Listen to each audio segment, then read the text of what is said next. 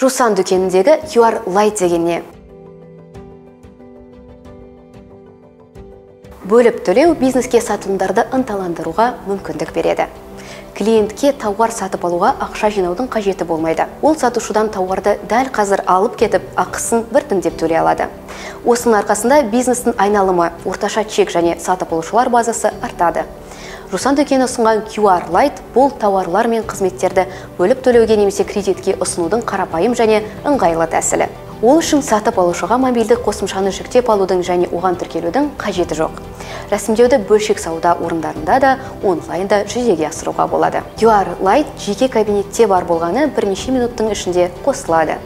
Сіз мерзімін өзіңіз таңдай аласыз. 3, 6, 12 немесе 24 ай.